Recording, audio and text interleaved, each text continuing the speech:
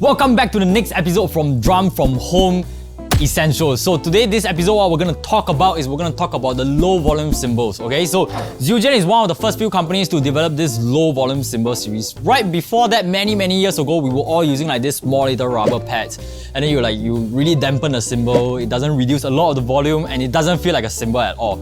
So these new products that Zildjian came up with, not really new, it came out a couple of years already, really revolutionized the entire practice from home industry or the product range. Okay, so what is different about this? So come, let's have a quick look over this at this low volume L80. So why is it called L80? Is because allegedly it reduces the volume by about 80%. In fact, this is also the product that we use in our Sengkang studio. Okay, so and it is actually really effective. Okay, so this is like really, it's not like because I'm standing here, that's why I'm saying it. Okay, I have been using this for quite a while. Okay, so what we're gonna do is we're gonna do a quick test, and then later I'm gonna teach you guys a trick that I use after much experimenting to be able to use these cymbals and modify your low-end electronic drums. Okay, so but before we get into that, we're gonna do a quick play, and then we're gonna compare it with the volume of a real cymbal actually, and then we'll see how it goes. Okay, we're still gonna start with the, no, you know what? Let's start with the actual cymbal first, okay?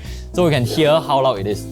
Okay, so right now we have over here a custom right. So we're gonna take a right cymbal and then a right cymbal to compare. This is a 20-inch cymbal. This is also a 20-inch cymbal. So we're gonna compare it next to our dB meter, cause we're very professional, so we got dB meter. Okay, but anyway, how to read this dB meter and what is the difference? What the difference actually tell us, we'll actually put it down in the link below. But generally, as a rule of thumb, let's say even a 10 dB increment is about twice the volume, right? Twice the loudness, okay? Yeah, 10 dB is about twice the loudness, so we'll actually have a look now, okay? So the A custom right. So just now it went to about 105. Let's try it again. About 105, okay? Okay, and then we're gonna try this on the LV80 cymbal. Okay, so just now was about 96.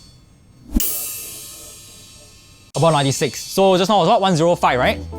1077, 105, right? So about 10 dB difference, which was about twice the volume, right? So, but in fact, actually, you don't need to see the dB meter. You hear the sound difference, you can actually tell there's actually a huge difference. Okay, let me try this again.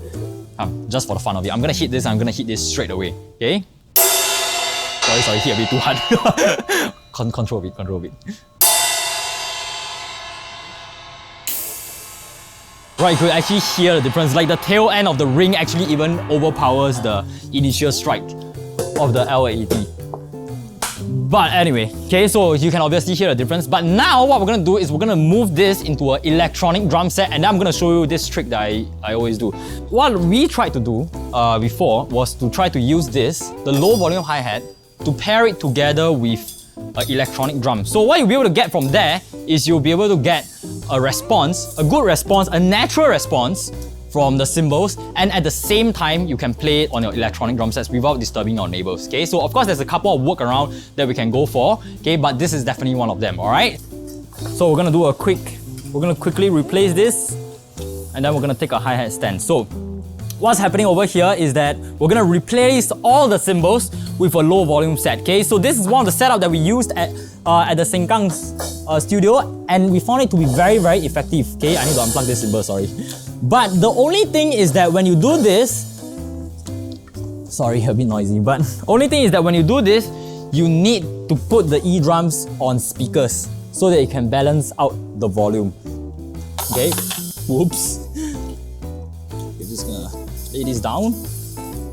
Okay, but in order for this to work, we actually need a hi-hat stand, so I'm gonna bring one here later. Not gonna go too crazy about this, but okay, I'm gonna steal from this DTX 6K series. So what happens is that you turn a budget drums instantly into a drums that can bring you up to intermediate or even advanced level of playing. Not so much, probably intermediate. You probably want more options when you go more advanced. But anyway, I need my sticks. Where's my sticks? Okay, be right back. I need my sticks.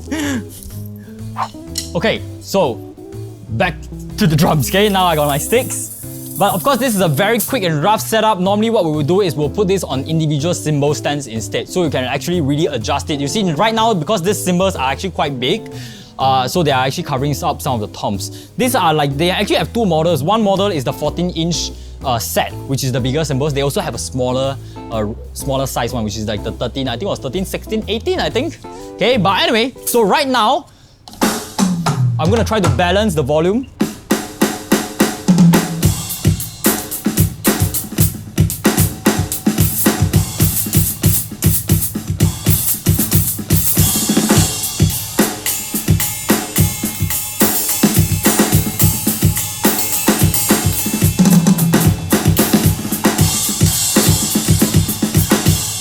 Right? So you see, after you balance, of course we can fine tune it a little bit more, but now you see that you can actually have the tone, you can have the response, and you can have the really like the touch and the feel of an actual cymbal while you're practicing on an electronic drums. And because this is really quite soft, I hope your neighbors don't complain. But anyway, if they do, good luck to you, okay?